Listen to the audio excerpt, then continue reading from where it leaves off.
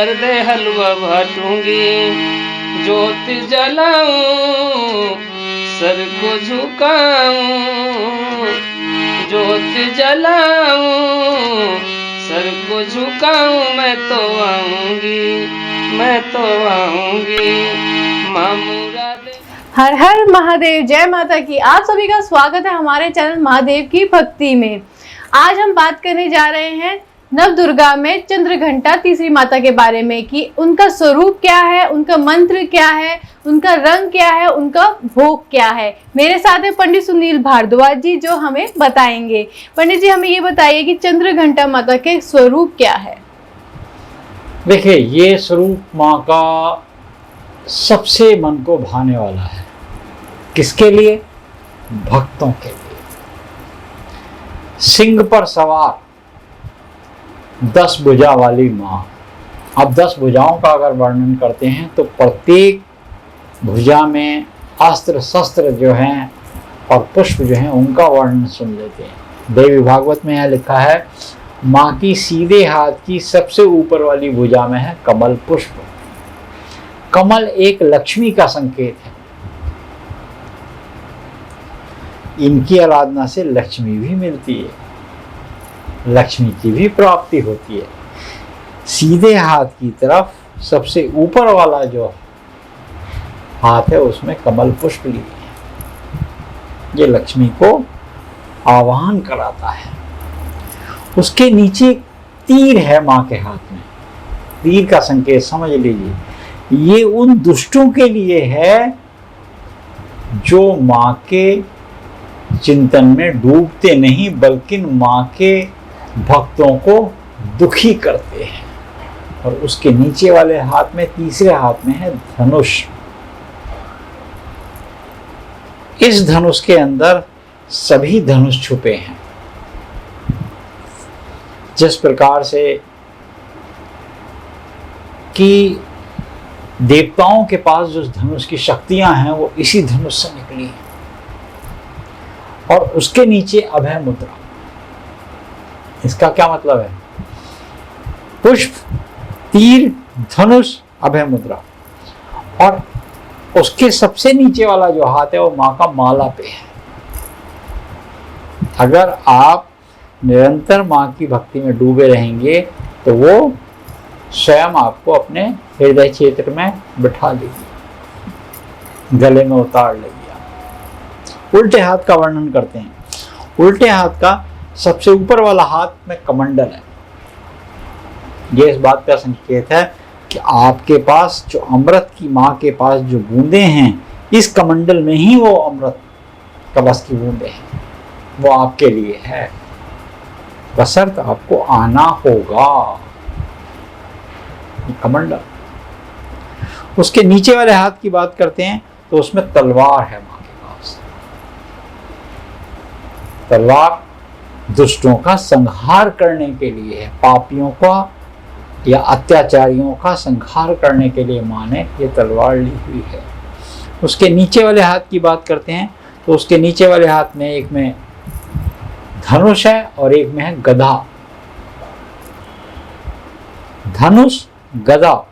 अब ये दोनों इस बात का है, शक्ति और बल। अमोघ शस्त्र है, पाशुपात समझ लीजिए। इसको कोई भेद नहीं सकता। ये शिव का त्रिशूल है। और जब शिव का त्रिशूल चलता है तो फिर, और साथ में गदा है। गदा या बाबा की गदा समझे, ये बहुत बलशाली है। ये सभी देवताओं के पास जो अस्त्र शस्त्र है ना, वो चंद्रघंटा से मिले हर रूप में। यहाँ माँ के पास सभी शस्त्र हैं। इसका वर्णन देवी भागवत में विस्तार रूप से मिलता है। इसके बाद वर मुद्रा में एक हाथ है माँ। तो ये 10 भुजा वाली माँ है, सिंह पर सवार, जिनको देखने से, क्योंकि नाम इनका है चंद्रघंटा, इनके घंटे की ध्वनि से जो दुष्ट हैं, जो पापी हैं, जो अत्याचारी हैं, जो आसुरी शक्तियों में लिप्त हैं, आसुरी विचारों में डूबे रहते हैं, उनका संहार होता है। जो लोग माँ को निरंतर भजते रहते हैं, हर श्वास में उनकी शक्ति की उपासना होती रहती है, हर श्वास में उनका कल्याण होता है। कल्याणम अस्तु। ये है इनके स्वरूप का संपूर्ण वर्णन। तो देवी भागवत में लिखा, हमने संक्षिप्त में बताने का प्रयास किया। जी, इनकी चंद्रघंटा माता की कथा क्या है? जब पापियों का अत्याचार बहुत ज्यादा बढ़ जाता है, ऋषि मुनि योगी वेद पूजा पाठ शास्त्र ये सब जब एक तरह से संपूर्ण जो वातावरण है उसके अंदर से इसमें से शक्ति निकाल ली गई हो, यानी योगी लोग, ब्राह्मण लोग या जो देवी के उपासक लोग अपने पूजा पाठ नित्य कर्म में डूबे हुए हों, उससे बल मिलता है इंद्र को। आप हवन करेंगे, होम करेंगे, पूजा करेंगे, पाठ करेंगे, कुछ प्रतिशत इंद्र को मिलता है। तभी हम जमीन में जो भूमि है, भूमि पर गंगा जल की बूंदें छिड़कते हैं पात्र में से और उसका स्पर्श लगा के शक्राय नमः, क्योंकि इसका फल इंद्र ना चुरा के ले जाए। इंद्र को यूं तो मिलता है, ऐसे भामरी को भी मिलता है। इंद्र को पूरा फल ना मिल चला जाए तो शक्राय नमः कर लेते हैं। ठीक जब हम इन माँ की उपासना करते हैं, क्योंकि इनकी पूजा हम कर रहे हैं, इनकी पूजा करते करते हमें निरंतर हम चिंतन कर रहे हैं माता का, निरंतर माता का चिंतन करते करते करते हमें मान लीजिए जैसे हमने कहा इंद्र ले गया फल चुरा के, इसी प्रकार इनकी उपासना करने से जब इनकी उपासक को कोई ना कोई विघ्न बाधा उत्पन्न होती है तो समझ ले वो आसुरी शक्ति के कारण हुई। और आसुरी शक्ति ने क्यों वो उपद्रव किया? क्योंकि इंद्र को बल ना मिले, देवताओं को बल ना मिले, इसलिए किया। क्योंकि जब इंद्री चुरा लेता है तो राक्षस पे आसुरी शक्ति तो चुरा ही लेंगे उसमें से। तो देवी ने जब देख लिया कि सारे में त्राहिमाम हो गया, ना पूजा ना पाठ है, ना यज्ञ ना नियम, ना सब अत्याचार है, तो माँ का अपने ये अस्त्र शस्त्र जो भुजाएं हमने बताई ये स्वरूप ले लिया और इसके घंटे की ध्वनि से दुष्ट आतताई अत्याचारी पापी और आसुरी शक्तियों का संहार कर दिया। ये माँ का वो स्वरूप है, माँ चंद्रघंटा। अच्छा, और जैसे कि अभी आपने बताया माँ चंद्रघंटा की कथा के बारे में, तो इसमें इनका रंग और भोग क्या इनको लगाना चाहिए?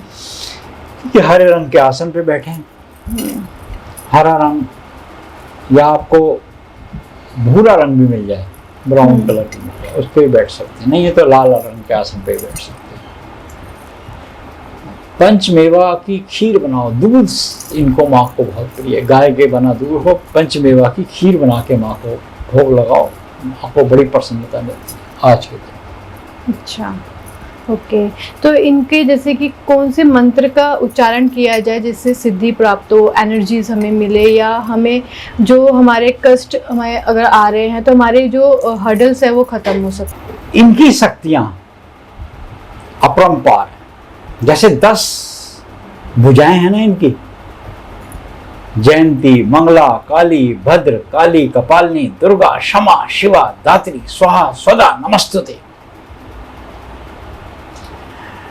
इनकी उपासना से हमारे जो शरीर है इसका मणिपूरक, इसमें केंद्र ध्यान लगा के रखते हैं योगी लोग, ध्यान अपना मणिपूरक में रखते हैं।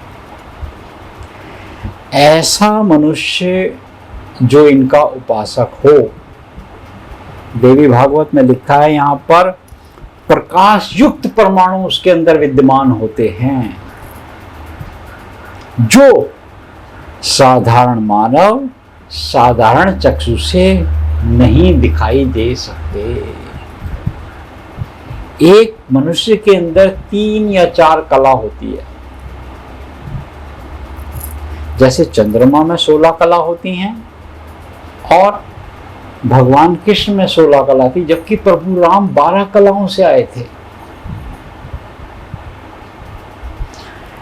इनके उपासक को पहचानने के लिए सिर्फ उसके आभा और उसके तेज को परखना होगा,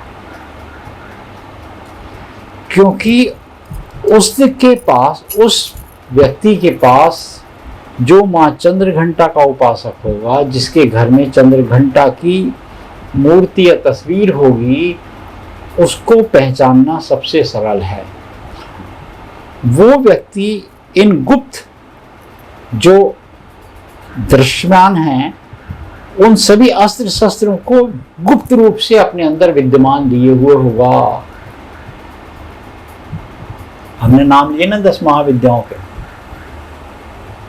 ओम एम ह्रीं क्लीं श्रीं चामुंडाय विच।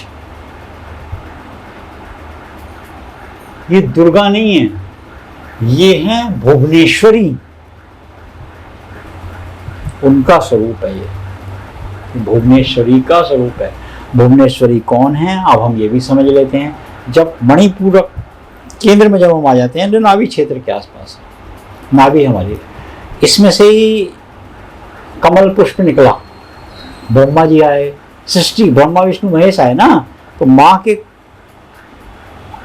नाभि क्षेत्र से आए, सब नाभि क्षेत्र से निकले।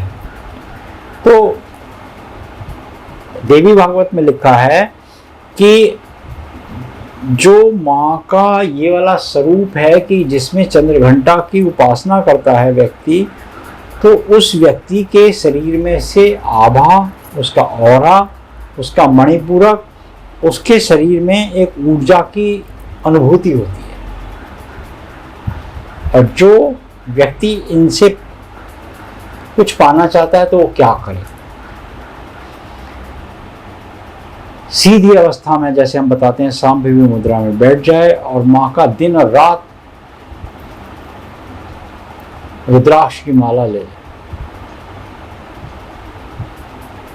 जो उसको मंत्र आता है, उस मंत्र की, अगर उसको लक्ष्मी चाहिए, महालक्ष्मी नमोस्तभ्यम नमोस्तभ्यम सुरेश्वरी हरिप्रियम नमोस्तभ्यम नमोस्तभ्यम दयानिधे, उसको गुप्त शत्रु है बगलामुखी, उसको किसी मार्ग में, संकट में, किसी समय रोग में, तो देवी का जो उसको मंत्र आता है, उस मंत्र का वो उच्चारण करे। दुर्गा दुर्गति नाश्रम, ओम दुर्गाय नमः। कुछ नहीं मंत्र आता तो ओम दुर्गाय नमः। इस तरीके से अगर इनकी आराधना चिंतन करता है व्यक्ति, तो उसकी समस्त जो लौकिक माधुर्य, जिसमें शक्तियां हैं, वो उपार्जन होने लगती हैं और व्यक्ति एक तो निरोगी होता है और उसकी दीर्घायु होती है और कष्ट बाधाओं से वो बचता है। जी पंडित जी, आपने हमारे व्यूवर्स को कथा, स्वरूप, भोग क्या लगाना है, रंग सब बताया। साथ ही आप बता दीजिए महा उपाय क्या है जो हमारे व्यूवर्स करें और उनकी मनोकामना पूर्ण हो सके। देखिए, आज के दिन मेवा युक्त कोई भी खीर बनाइए, माँ चंद्रघंटा को दीजिए और कन्या को अवश्य दीजिए।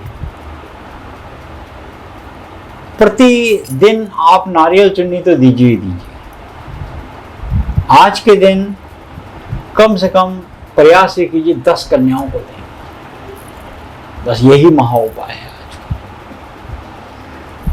आपके पास पुष्प भी हैं, वो अस्त्र भी हैं, वो शस्त्र भी हैं, जिससे आपके समस्त शरीर की रक्षा होगी। जो आपके पास है वो सुरक्षित होगा, जो आपके लिए पर्याप्त है, जो आपके मन में है, अगर वो आपके लिए कल्याणकारी है तो मिलेगा। ये नहीं कि आपने मांग लिया कि अमुक चीज मुझे मिल जाए, अमुक व्यक्ति, अमुक वस्तु मुझे मिल जाए, और वो आपके लिए किसी हित में नहीं है तो वो नहीं मिलेगी। फिर आप देवी पे या देवी के वचनों पे संशय ना करें। संशय तो कर ही नहीं सकते आप। जिसने आपको ये जन्म दिया, जिसने आपको ये शरीर दिया, जो आपके अंदर ये वाणी, आज जो हम वाणी बोल रहे हैं, ये भी देवी का ही स्वरूप है। ये भी जवां पे बैठकर, मस्तिष्क में बैठकर, ये देवी भागवत रखी जरूर है हमारे सामने, मगर स्वर तो देवी के ही हैं। ब्राह्मण के मुखमंडल से अगर जो वचन निकल रहे हैं वो ब्राह्मण के स्वयं के नहीं हैं। ब्राह्मण एक माध्यम है जो देवी के वचनों को एक तरीके से अपने भक्तों तक पहुंचा रहे हैं और उनके अंदर वो प्रेरणा कर रहे हैं कि वो देवी के उपासक बने और अपने जीवन को कल्याणकारी बनाए। आप लोगों ने जाना महा उपाय भी। तो आप लोगों को ये वीडियो कैसा लगा कमेंट बॉक्स में कमेंट कीजिएगा, लाइक शेयर और सब्सक्राइब करना मत भूलिएगा। हर हर महादेव, जय माता की। प्यारा सजा है तेरा द्वार भवानी, प्यारा सजा है तेरा द्वार भवानी, बड़ा न्यारा सजा है तेरा द्वार भवानी। भक्तों की लग